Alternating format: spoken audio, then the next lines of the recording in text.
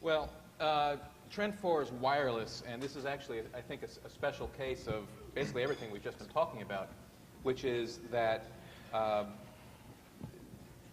there will be, in the next 12 months, a proliferation of applications based on wireless technologies. Again, the Qualcomm Q phone, the Pocket Science. Companies such as Sharewave, which are producing in-home networking, which is a dubious concept to begin with, but made so much easier because you don't have to string cables trying to get networks into the home. And then on the other end of the spectrum, Teledesic, Aloha Networks, which do satellite communications. So, and then, of course, GPS. I'm extremely nervous about these trends all of a sudden. I don't know why. Which do you think is going to... They're a bunch of lightweights. Which do you think will be the most important? I think the largest impact on our lives in the next year will be global positioning system technologies. And second most important? Okay, green or red? Yeah. All right. All right. Mixed up. Smile, Jason. We're making a comeback. Yes, I'm sorry. Okay. John Doerr, tell us how right we are. I don't think you have the most important one picked out, and I do think that wireless will come of age next year. And I think the best way to see that is to go to the upcoming 3Com Palm Developers Conference. I think it's in December, and you'll see a really compelling wireless application that builds on a number of these trends. I don't think it'll be the phone. I don't think it'll be GPS. Something completely new, which... Something like the web on a pilot. Spoken like an investor. Right. And I have no equity interest in 3Com Palm. So okay, Mike, you did green. What investments do you have in wireless applications that you want to tell us about?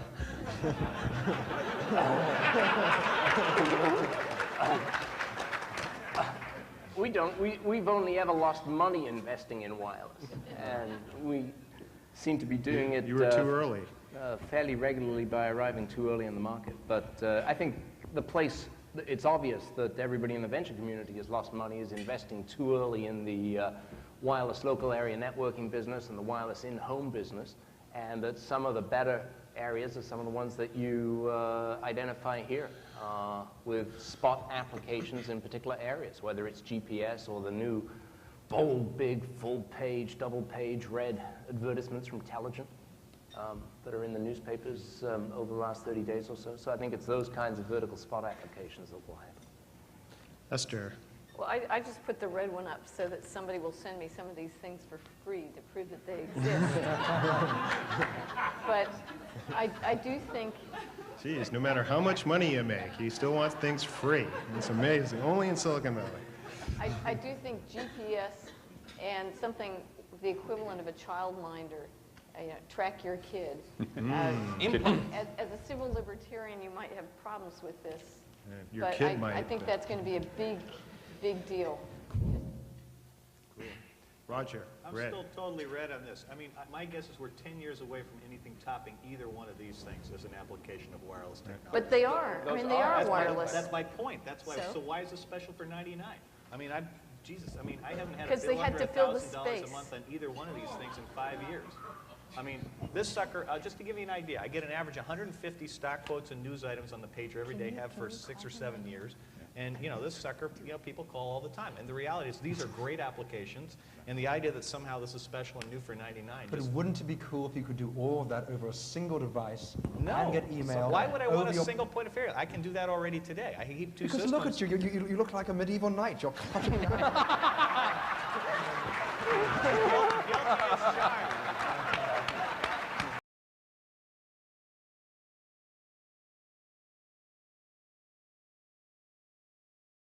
Okay, trend number 1, online retailers get physical. This recognizes that the net is a distributing, retailing, and marketing channel, but it's not the only channel, and that in the coming year, companies will have to be more robust. Online companies will have to get into the real world in the way the Gateway already has with their Gateway stores, and touch the physical world. In addition, I believe that there's a huge business for companies to help online companies get physical, but discuss amongst yourselves. Agree, disagree. Online gets physical. Green. I Hey, think- Stuart. we're on a roll. Yeah. I figured you guys would all fall in for this one. You're kind of taking the presumption that online retailers are the thing to watch, and talking about them building a back-end infrastructure so they can ship stuff, which people have been doing for years. And so what you're saying is online retailers have got to figure out how to do something that has been done for years, and that is a fundamental competency of any business that wants to serve its customers. And I think this is a startling realization. And kind of along the lines of making one of those extremely safe predictions so that you can look smart unless somebody challenges you. And I need to challenge this. And I think it's not just a matter of the back-end systems, but how you sort of do the FedEx job. Or it's really a function much more of how you present to the customer. And I know he didn't speak at one of your conferences, but Dave Pottruck from Schwab got up and introduced a concept called clicks and mortar earlier this year, and what he was really talking about was far more sophisticated than what you're predicting here, and I think much more fundamental, which is that companies have to learn to serve customers regardless of where they are. So having a bricks and mortar store or a telephone service person, or having a web page, or even being able to respond to an email, all of these are equally important. So we're not talking about the back end infrastructure; we're talking about the front end, and I think this is a no-op. Just doesn't matter. Okay. Esther. I think the real issue is not that the stores themselves need to get physical, but you're going to see a whole lot of logistics startups. If I were looking at a place to hire from, it would be FedEx or UPS. It wouldn't be either Walmart or Amazon.com, but something in the middle. And I just want to end with my favorite pun of the week, which was some guy who mistakenly wrote to me from Eastern Europe about clicks and mortal with an L. John KP was the only venture investor in Amazon, the supreme example of success in e-commerce. Are they going to end up parceling out their back-end to back-end internet infrastructure startups that Esther is going to fund? I think not.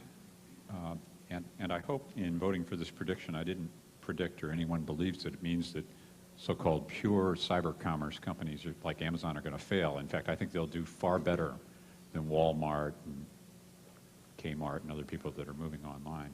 But I think what we'll see a year from now is that physical portals will emerge to be really powerful, whether it's a web van or a home grocer. The notion of the milkman coming back, you'll have one trusted service that will be allowed to bring things right into the kitchen of your home.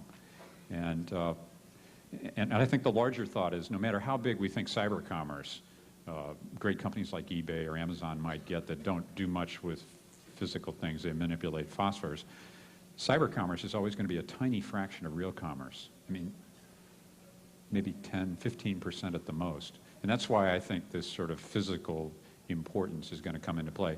And all the .bams, the bricks and mortar companies, are going to .com their businesses to varying degrees of success in the next year. Yeah, I wasn't disagreeing with this fundamental thing, but there's this danger of being a little too geeky here in Silicon Valley and sitting in front of your computer screen and thinking the entire economy exists of being able to deliver stuff to you at home. It doesn't. And I think there's a whole infrastructure out there which actually serves a human need to congregate and interact that is far more important than what we're talking about in e-commerce. e-bite. It's well known that you're just supposed to talk to the Iceman when he shows up. Roger, editorial commentary, Roger? I agree completely with Esther's comment about the challenges of the web commerce people actually handling the demand for their services over the next 2 or 3 years. While I think Stuart's got it right in the long-term sense, I do think there is a massive disruption coming. And the reason is that while pick, pack, and ship is something that's been done very well in the economy, it's actually never been done for the kind of problem that the web commerce brings to bear. Pick, pack, and ship's been done brilliantly at pallet levels by people like Walmart, and it's been done brilliantly against small SKU levels by LL Bean and people like that. It's never been done against N equals millions God, of customers I versus depend on N Roger to equals straighten me out. I really Well, appreciate that. I do happen to think that Esther's right, that you're going to see some very important third-party businesses built to support the web on this. The flip side of which, though, is that I think that that is a limiting factor in how big web commerce can be as a percentage of the whole, particularly over the next 4 or 5 years.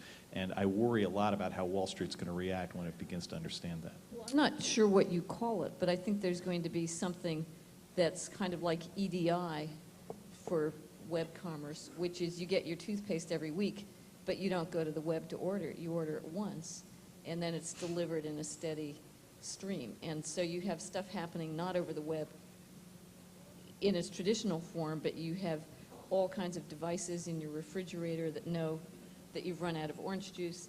And so the web becomes less important and all these other interfaces between refrigerators and lock boxes that know when the stuff was delivered. And You bet, but somebody still has to take it out of the warehouse, put it Yeah, in a box, and get it to FedEx. all I'm trying to And say is that's it's not a big problem. It's not the randomness of the web where anybody can talk to anybody. There's going to be more, suddenly, yes, you will have a relationship. It's not going to be very meaningful, but it's going to be toothpaste every 15 days when you run out. And Boy, it's- you brush your teeth a lot.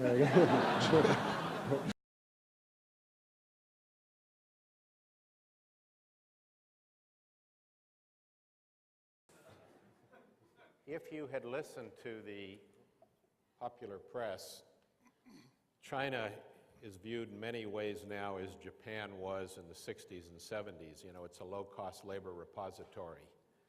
And I actually think that China and what's going on there today is the biggest competitor to Silicon Valley and a more serious competitor to the quality of life that we lead here than anything we've encountered since we were formed. I've had a chance to be there now 6 times, 7 times after next month in the last year. And I've learned a lot. I read a book that I met this fellow, Robert Temple, and he wrote a book about the genius of China. And I only have 2 minutes, so I just want to talk about the intellectual history of China. I was important. Bear with me a minute. I was in Germany 2 weeks ago, and I gave a keynote speech, and it basically went, you guys think Gutenberg invented movable type. It was invented in China 500 years before Gutenberg thought of it. And then I went through the compass, gunpowder, the stirrup, the decimal system, the seismograph, the parachute, and a 2,000-year history of rich intellectual achievement. And then I started looking at, walk through one of the companies that John and I have funded in technology and see how many Asian and Chinese engineers are working in the lab. Count the number of PhDs that are graduating in China every year and compare them to Silicon Valley or to the US. It's over 2 to 1. Perfect analogy almost is to go to Israel in the 1970s when we had a wave of Israelis working in Silicon Valley companies and went back and started a wave of technological revolution that we all see and use.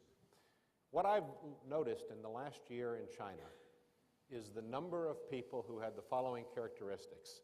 Born in China, got a PhD in a high-tech degree, EE physics here, worked in a great Silicon Valley company, accomplished something, and then went home, and I'm listening to this presentation, and I stopped them, and I opened the blinds on the room I was in, and I looked out, and I looked around, I closed the blinds, and I sat down, and I finished listening to their presentation. And they said, why'd you do that? And I said, because I've been here an hour, and there's nothing I can tell from your presentation that doesn't make me think I'm in Palo Alto. And I had to be sure that I was in Shanghai. So my point is, we are now at the cusp where Japan was probably in the late 70s, early 80s, where they went from what they were then to reinventing manufacturing and to becoming innovators and taking over basically the auto industry and the consumer electronics industry pretty big time.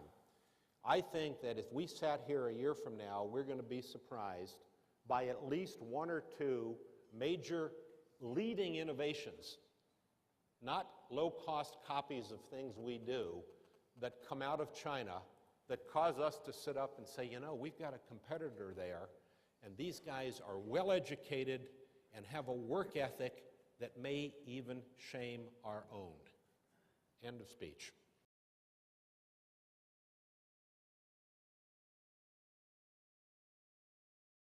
To some extent, this is already happening in the sense that vendors are jumping in, but we're way behind Europe and China in this happening. I think partly because more kids are using computers than I am. But what's really happening here is the internet changes geography. Everybody knows that. It used to change geography and making China closer. Now what it's doing is changing geography in the link between physical and virtual is getting more ubiquitous. It's not just the person sitting in front of the PC, but they're linked to the internet as they move around, as they're in cars, wherever they go. The other thing that's happening is time. Suddenly, the way you time things has changed dramatically. If you watch your kids, they don't schedule in advance. They say, I'll text you Friday night, I'll let you know where I am, come find me. The way people make appointments, the way I was sitting in the car coming down here with somebody who was doing a schedule with his wife by text. You no longer need to plan as much in advance. So that changes, some of it's cell phone, but a lot of it's text. And as we get better calendaring systems, there's going to be more texting. So there's that part. Then the other is, I think there's going to be a huge number of text-based applications. For example, why can't you get a text message every time you or someone else tries to use your credit card? If it's someone else, you'd really like to know about it. If it's you, you just say, okay, that's me, no problem. I think in everything from fraud detection to being reminded to take your meds, to finding out where your kid is, to knowing when the school bus is coming, these local mobile applications are going to grow dramatically. Second, I think you're going to see a lot of photo blogging, which is, I didn't mention it here, but call it picture messaging or multimedia messaging, is going to grow as well.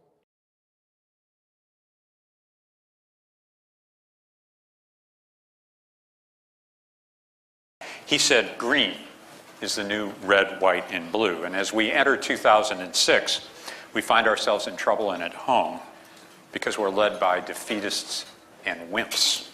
Sorry, but being green, focusing the nation on more efficiency and conservation, is not some liberal tree-hugging girly man kind of issue.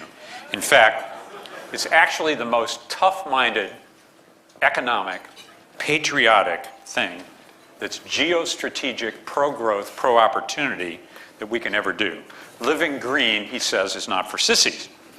Our energy gluttony, mine, perhaps yours, fosters and strengthens all kinds of petrolist regimes, authoritarian petrolism in Russia, Venezuela, Nigeria, Sudan, and Central Asia. It empowers Islamism in Sudan, Iran, and Saudi Arabia. And no matter what happens in Iraq, we cannot dry up the swamps of authoritarian and violent Islamism in the Middle East without drying up our consumption of oil by bringing down the price of crude. The difference between $20 a barrel crude oil and $60 a barrel crude oil is the difference between national security and not. So we need a president, we need a Congress with the guts not just to invade Iraq, but also to impose a gasoline tax and inspire real conservation at home. We need a real energy policy with long-term incentives for renewable energy, wind, solar, biofuels. I hope I'm not losing you. Rather than the welfare for oil companies and special interests that masqueraded as last year's energy bill, which I would add was actually the sum of all lobbyists. There was not one mention in that bill about vehicle efficiency standards. We need more green entrepreneurs. In the past 4 years, Kleiner has backed 5 green entrepreneurs, and I'm ready to start talking about it because they're ready to bring their products to market this year. And I think that green is going to be the biggest economic trend of the 21st century.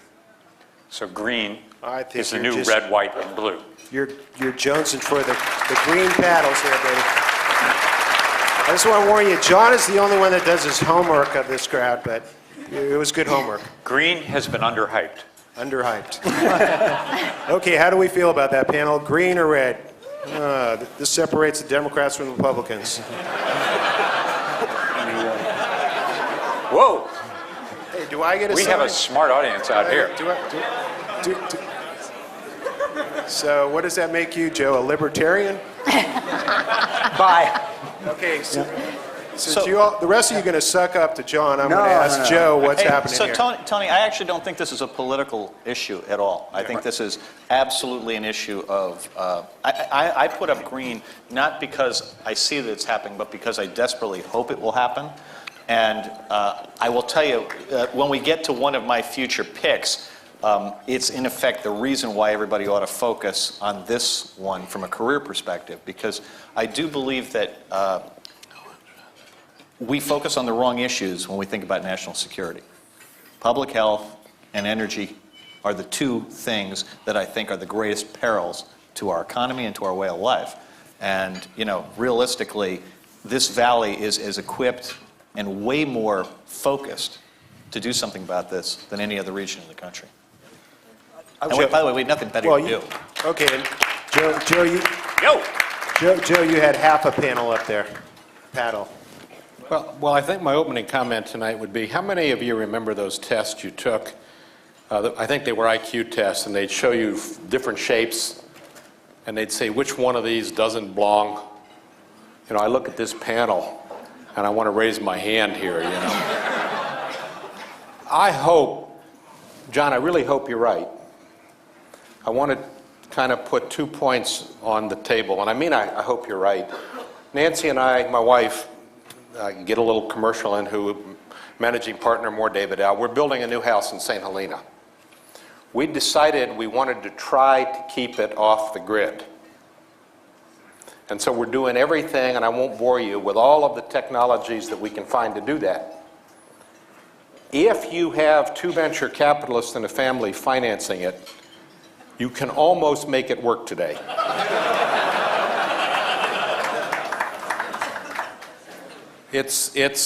We got a long way to go.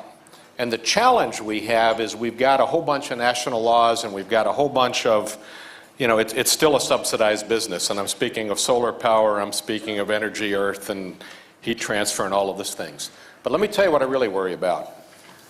If I'm less coherent than normal, it's because Monday I was in China, Tuesday I was in Japan, yesterday I was in New York, and I flew home this morning. And I have 2 kids. How many of you have college kids in college?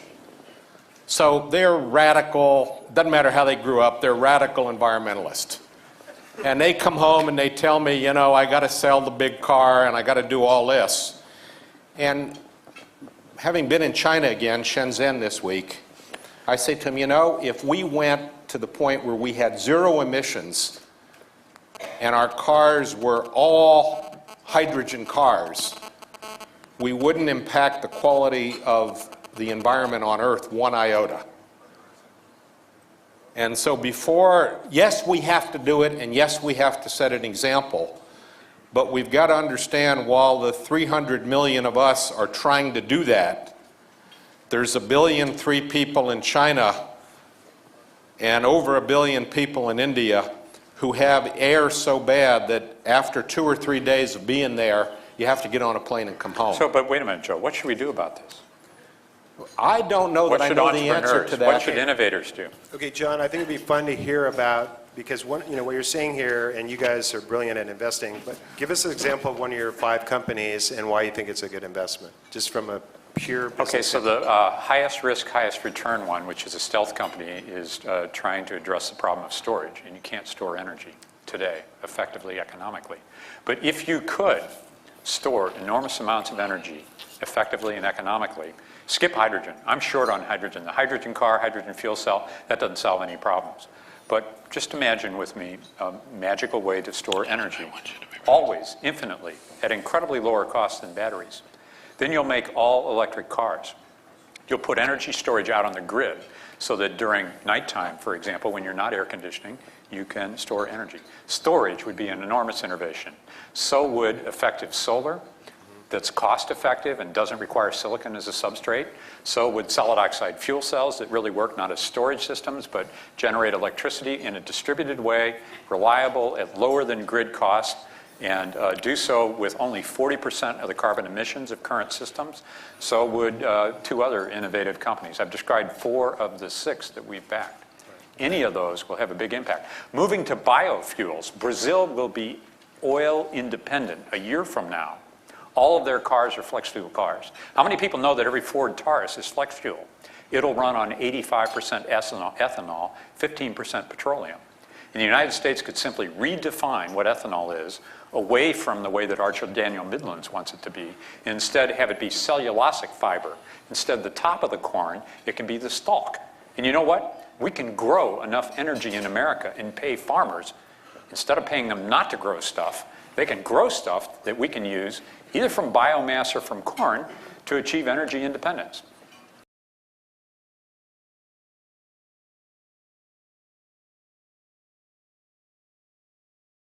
The real trend, and we were asked to give negative trends also, and the one that scares me personally and that scares me for the world and that I think is an important innovation and economic opportunity, is that the greatest terrorist threat that we face may very well be Mother Nature. And I think that America in particular, the wealthiest nation in the world, is grossly, criminally unprepared for pandemic. And that pandemic preparedness, and we could say also biodefense, is the most urgent and highest priority that we have for innovation. How can I best make this case? Cough.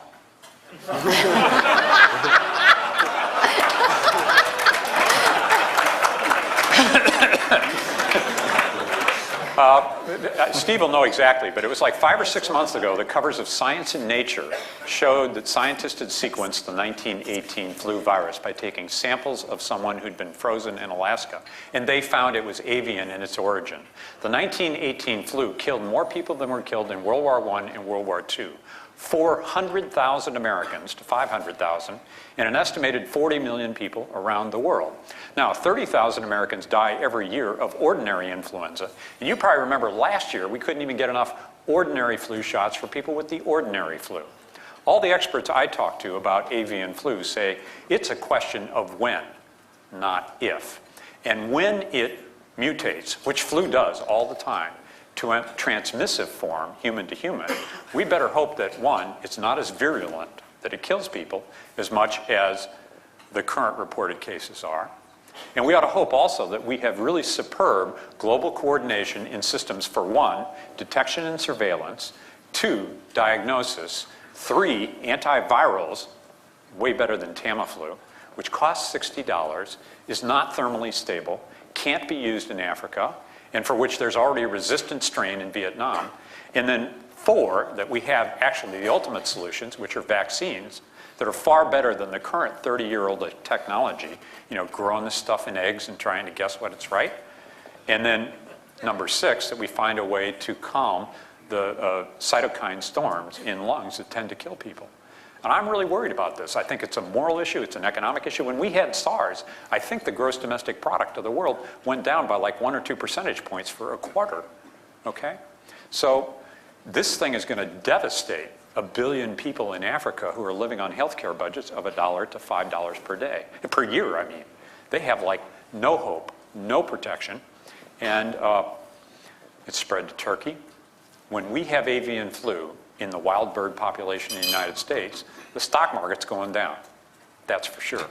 But that's not the important consequence. The important consequence, what we can do is rally innovators in the life sciences, in the information technologies, to innovate around those 5 areas that I talked about.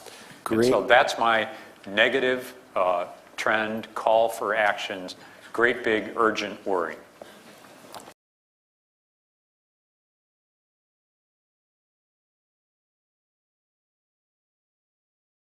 one of the things, I don't know about all of you, but I see guys like CBS or Disney or most of the big media companies are sitting there talking about how they're going to monetize Web 2.0. And I had a simple question, which is embodied in this trend, which is, isn't there really a bigger thing going on here? You know, I don't know about you guys, but those of you who are over 40, we all grew up in a world where our media-based entertainment was entirely a passive activity. You know, you watch TV, you went to a movie, you went to listen to music, but, you know, it was passive, and they've delivered what you wanted. What Web 2.0 does is shift the power base. It not only gave consumers control of their entertainment choices, it actually gave them a whole set of tools to be their own entertainment choices. And so, to me, what's really profound about Web 2.0 is the self-expression and the fact that people are choosing active over passive media, and it's not just young people. Digital photography is a transformational thing across a really wide demographic.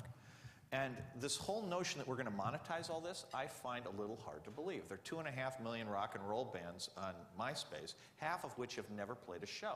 I mean, the point for them is not to be discovered and to have an album contract. It's that they made music, put it on MySpace, and a couple of their friends listened to it. And, you know, I am sure that there's some way to monetize that. I am quite sure, however, that it's not with the kind of advertising that has historically dominated the world we live in today. And I think this bodes very poorly for sort of a lot of big branded product. I think this bodes very poorly for essentially all big media conglomerates. And I think it's really great for consumers. I think we are all better off being actively engaged in our entertainment rather than passively absorbing what other people throw at us.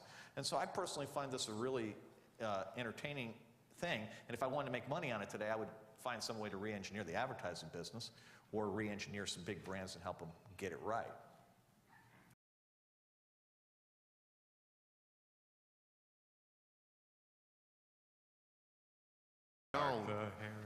Well, this is a fun one. Is it up there? Oh, yeah.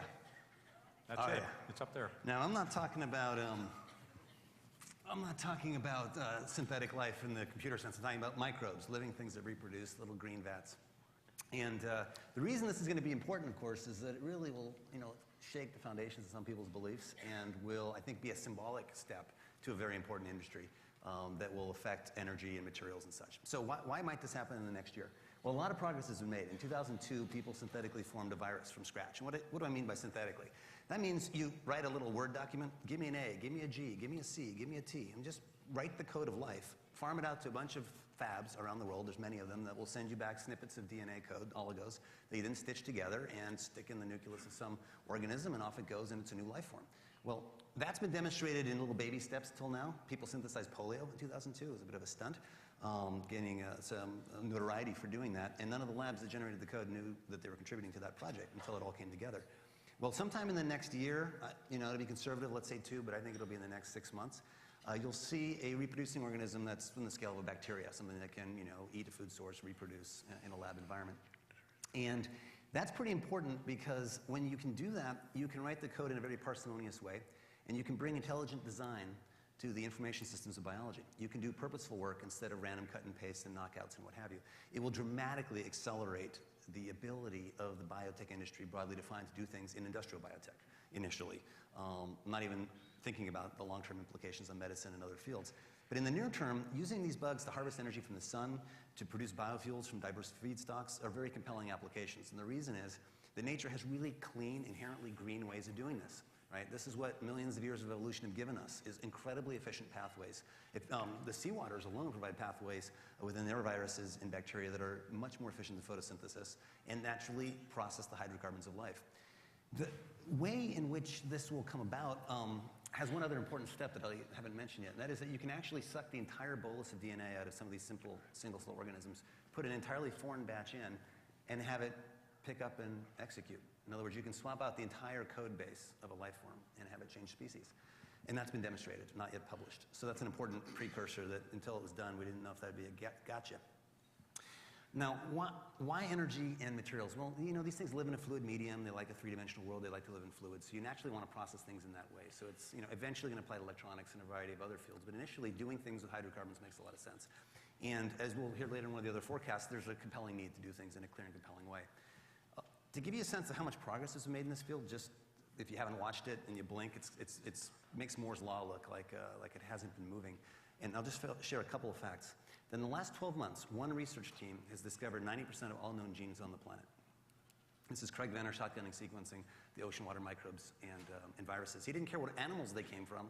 He just wants the gene sets, because in this new world, you don't need to find the source organism. You just write the code of life and do experiments with those genes, these putative genes that are very interesting in materials transduction. More importantly, 100 times as many genes have now been discovered in the last 12 months and involved with energy transduction and energy conversion than have been known to science through all of human history. Again, in the last 12 months, one research team, just recently published earlier this month. So it's a brave new world we're entering. When you can re-engineer the information systems biology, you can borrow, if you will, from the notes and the greatest hits of evolution, and you can re-engineer them purposefully to do useful work. And I think this will be one of the major vectors by which the green revolution will truly be green. Wow. This is particularly impressive since Tim Draper said you've never even experimented with hallucinogenics. You've got 4 examples of early experiments right here on the stage, so. Well, I see you're going to solve your own problems on the next one, Joe. But anyway, anybody want green, red? Wow. Look, everything I ever knew about that subject, I just learned in the last 2 minutes.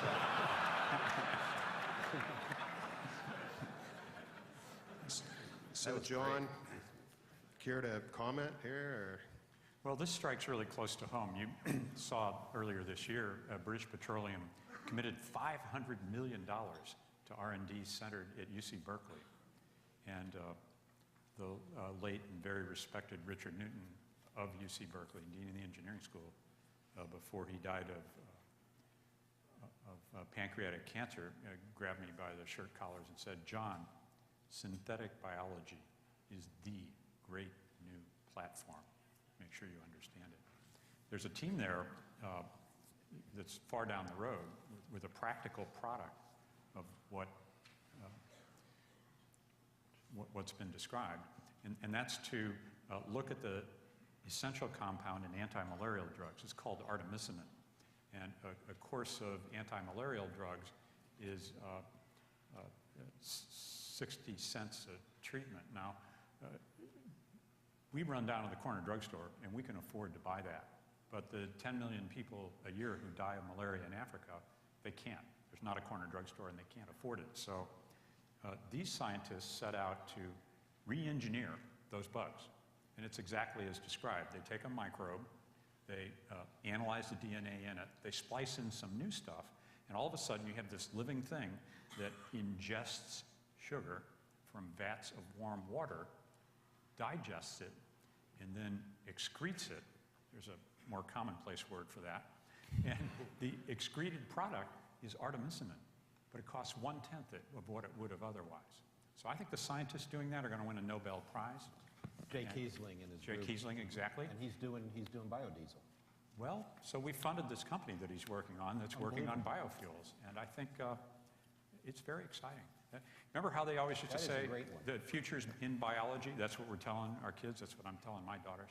I think this is a very important frontier, and it's exciting that California is the best place in the world to do biotech research, and the Bay Area is the best of all those. So, pretty cool stuff. I got Storm and Norman with his green card. All right. How many of you just learned about this tonight? Okay. San Jose Mercury headline. All right. Last two. Dr. Joe, you're up. I'm not last, all right.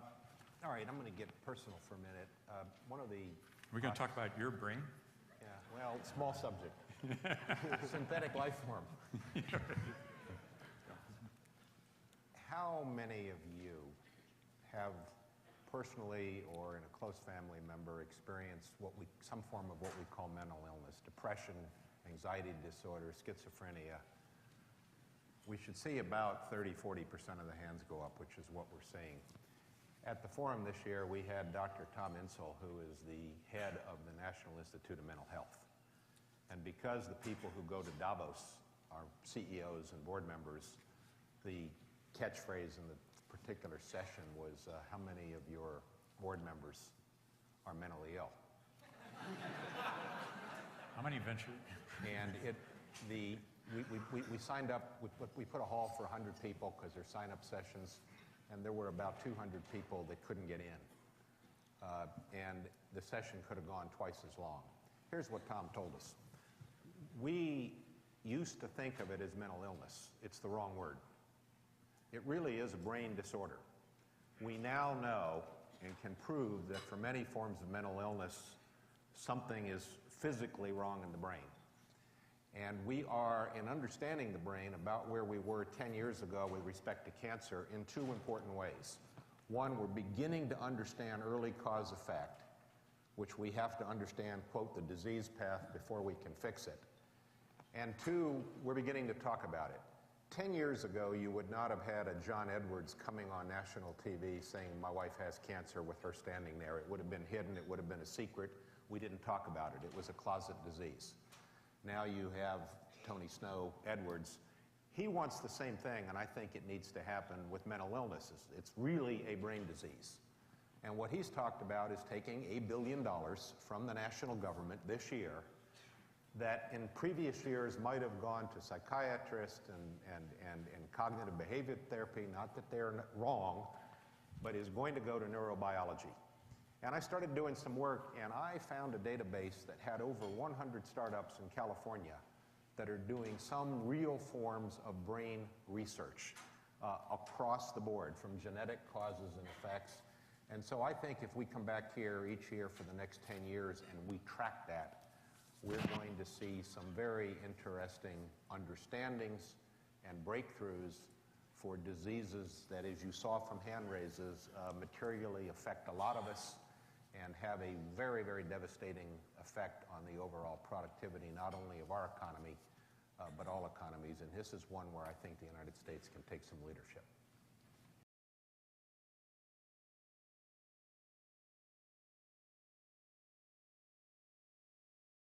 Within 5 years, everything that matters to you will be available on a device.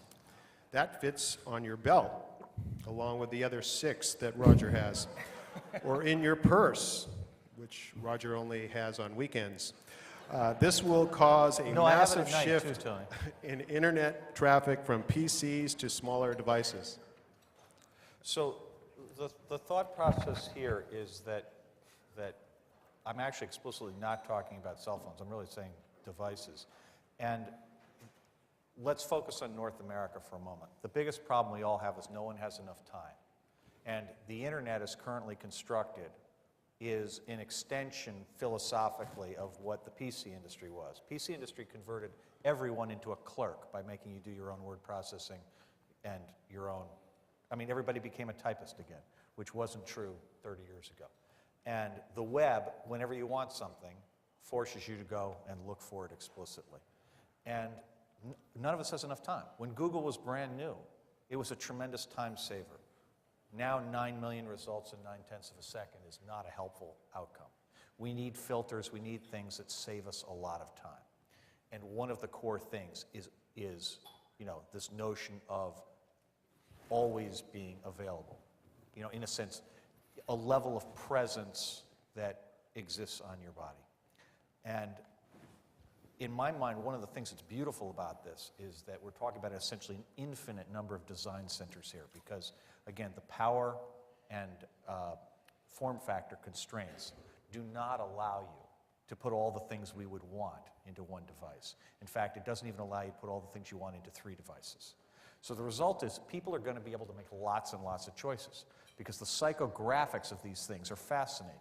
You can take people in the same office with the same job and the same education, and they will make fundamentally different choices about the mobile device that they would like. But the core thing, because they actually, right now there's so many individual features that stick up from one product to the next that you can now really finely slice what you want. And that's going to happen much more so as this next generation of operating systems, things like the iPhone, become much more pervasive. And I just believe that if you should all get a Kindle and study this thing, because things like that are going to be all over. And imagine if you reverse the model there so it uploads automatically, okay? And I believe that we live in a world where, I think that Apple's actually got it long run wrong, because I don't think produced content, movies and pre-recorded music, is most of what you're going to do on these small devices. I actually think creating content is the vast majority of what people are going to do. In fact, that's what the evidence is already. And so that these things, people will have different design centers because they do different things. And this is back to Joe's, Facebook generation. And I just believe that within 5 years, your life is going to be made materially better, because the algorithm that Palm and RIM did with email on devices, where you got the email done between when the plane landed and your hotel. Therefore, you got 45 minutes more sleep at night because you weren't doing email in your room. That is worth $50 billion to RIM and probably $70 billion to Apple, that essential notion. And I believe that you will see that all over the economy, and it will come from a lot of people that we don't even know and don't even expect today. All right, green or red? Red. Red. Cool. Wow. Okay, Vinod. Well, I have the same objection to it, which I had, that it's something that's sort of already happened, and so it's happening, it'll continue to happen, and I would agree with Roger if he said it'll go from 3% to 80%, but to me, it's not a new trend. One quick. Steve. I agreed with that it's goodness, and the part of the trend I quibble with is the prediction of the magnitude of the effect.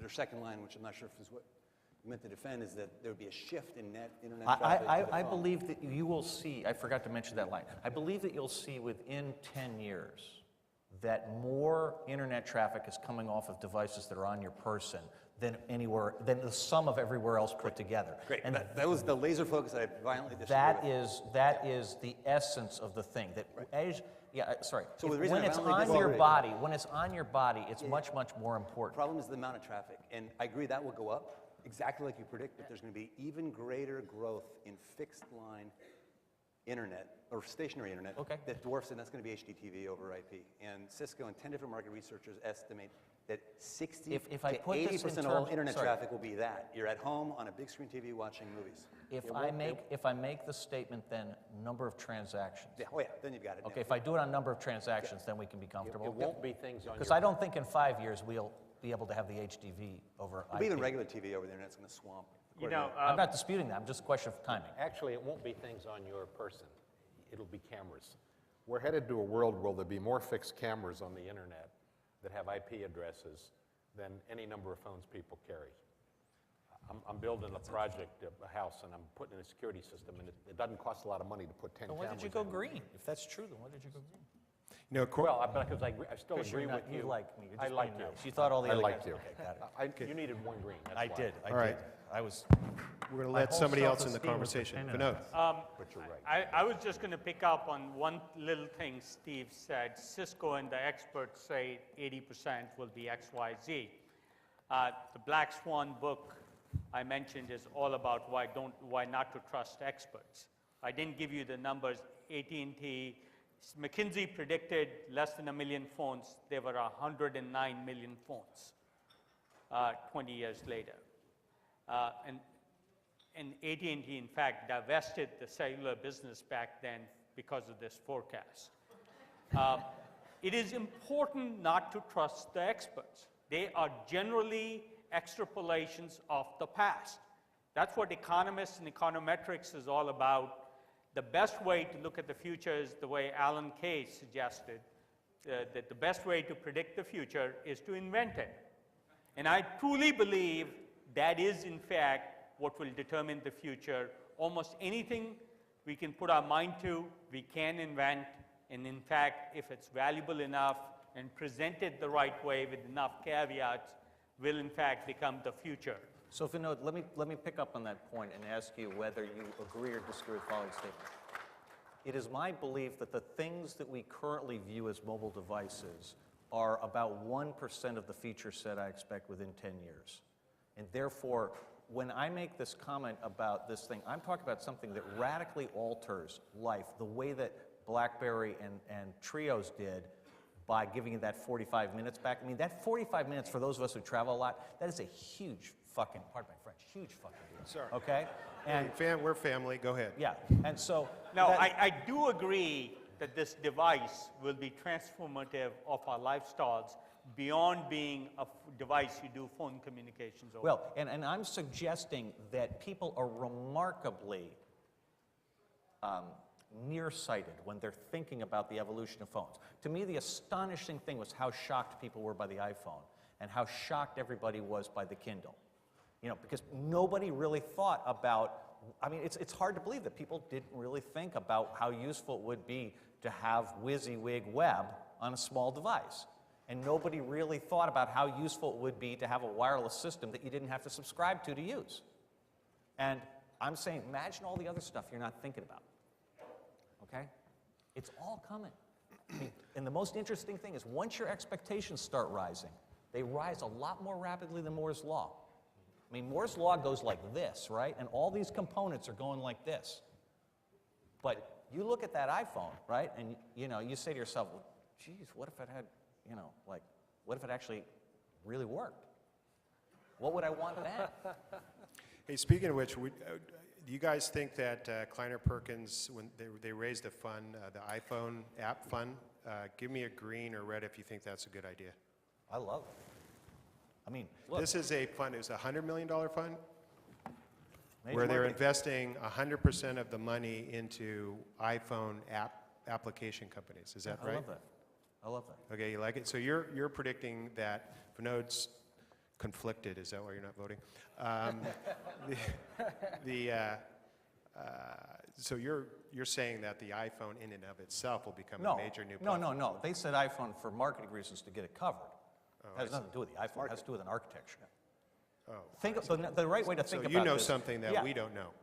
No. I just look at marketing. No, it's about computer architectures. Right. It won't work on anything where you have to write to the hardware, but it will work. All the things they do will work on anybody who has got a modern mobile architecture. Which at the moment there's only one, but eventually there'll be more than one. Okay, so want to throw Roger's trend out to the crowd? Green or blue? Blue. Or green or red, green. Shame Guys on over me. here just don't vote. I'm a red Same snake guy and I intensity. said blue. Very low. No. It was anemic 38%. Okay, anemic 30%. No, it was actually more. That was like red. Was probably Okay, you guys are loving the mobiles.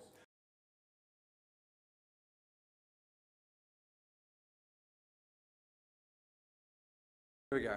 So First of all, I don't have a company or a particular portfolio business in this segment, so I'm not trying to promote anything here.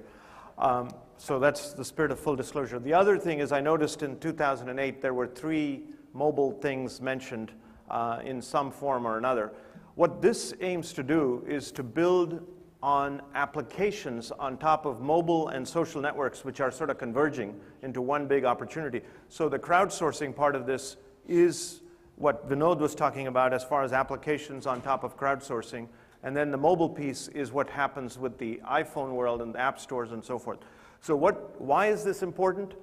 Other than advertising, almost all of the success of the internet today rests on one single business model, which is ad-based. And you can even take Amazon into that. I mean, I was at Amazon for a number of years back when we were shipping physical products and we thought we were going to make money that way. Today's Amazon makes money by building a marketplace where essentially every one of those links that take you to a product is in fact an ad. So, and they essentially revenue share. So you can call it revenue share or you can call it an ad, but it's the same thing. They make more money on not shipping goods but referring customers to other goods that they want to buy than shipping goods out of their own warehouses. So most of it is based on this ad model. There needs to be a new model if there needs to be more and more growth. And I think that new model is emerging in the form of applications. So in the last year, there were over 3 billion applications downloaded on the internet, and most of those were either on social networks or on phones. So if you think about that, that's 40 to 50 million daily active users. Now, today, less than 5% of them are paid applications, and that's okay because the trend is increasingly towards paid applications. Now, the average application that a user pays for costs the same as iTunes. It's 99 cents up to $2.99 or $3.99. I think there's a threshold at which the user won't pay. For example, many of you have call waiting on your phones, and you pay $3.99 a month. Do you even use it once a month? You don't. But you don't think a second time about paying for it because you want the convenience of it. In this case, a lot of users will pay for applications up to $2 or $3. And so there's this new app economy emerging that I think will become an important trend. Now, there are lots of little companies in this space. There is not going to be a big winner, at least none that I can see. But if you aggregate all of these companies, it's equivalent to $1 billion of revenue and perhaps a $10 billion market cap business. So it's a viable opportunity. It's real. It's out there. It just will not support large companies today. So I would say that this is a trend and a real trend, and one that will continue to grow because you know for sure that as Facebook grows and as the smartphone industry continues to grow the way they are, there is going to be a need for new revenue sources to support these companies and these activities. For example, as voice rates continue to drop, you can see the flat rate data plans are actually filling the gap in revenue for the AT&Ts and the Verizons of the world on the one hand. On the other hand, you know, the Facebooks of the world are going to need an application-based economy to support their business over time, because it's clear that ads are not going to support that model. So this is why I think this is an important trend and one that on which you can build real companies. Panelist? Wow. And why do you disbelieve? Well, I mean, I agree with this being, you know, a lot of cottages, so a cottage industry. 10 billion isn't that big when it comes down to it. So I think it's really, really interesting for small businesses. Today. 10 billion is today. Yeah. I think it's really interesting. You know, I still think there's a lot of friction in this model for the mobile phone. They're called carriers. And you know, that's why people don't use most of this stuff, because you know it's impossible to actually figure out what you have on your phone or how to use it. I think it's possibly the one thing I do agree with is in the coming decade, but it seems like it's got a lot of friction to this model still, and also I completely disagree. I think user interfaces are being optimized. I think you've got better operating environments on these phones in terms of the browsers and so forth. The applications are easy to download and use. We are at the beginning of this trend, and the beginning of it is already a potentially $1 billion revenue stream with probably 4,000 little businesses being supported under it. I think it's only going to accelerate. Now, whether it'll support venture-backed companies, there I have to agree with Ann. It's probably not a venture opportunity. If you're coming out of a university today and you're a smart person and you've got a computer science degree, you know, you're going to send your resume to Google, who's not hiring, or Hewlett-Packard, who's not hiring, or Cisco, who's not hiring in the U.S., or any other great companies, or you're going to do what about 100,000 people did and go off and write an iPhone app and see if you can't make a buck. It's the new world. An interesting question is, where would, you know, we've been talking about the mobile opportunity, which I agree with, because again, I quoted earlier, but there are twice as many mobile users, phone users, as people use the internet. So if you say, hey, all the phones become internet enabled, that doubles the amount of internet users, which is a huge ramp. But where would we be today if there was no iPhone? You know, it just seems like iPhone was like this breakout, out of the nowhere technology that is. That's what it always takes. But if you go to, but we couldn't have predicted that like 2 years ago. It's just kind of interesting. Nobody did if you go back through the last 10 years. I think we're too U.S.-centric in our thinking here. If you travel around the world, they don't have iPhones, and they're using a lot of data applications on there. The other thing on walled gardens, I think those walled gardens of AT&T and Verizon are coming down because they're seeing revenue, they're seeing dollar signs, and they're saying we're going to open up our networks to these applications. And they will do revenue share deals, and they will build their own app stores and take the 30% margin on it. And as the iPhone prices come down to much lower levels, and Apple can no longer make money on the hardware, which is the big place where they have been making money, they're going to need to have these applications be the source of their revenue. Particularly in emerging markets, it's mobile devices that are going to be driving the future. You go to India and China, the devices that are used could not be less like the iPhone, and yet they are becoming very quickly the dominant digital platform.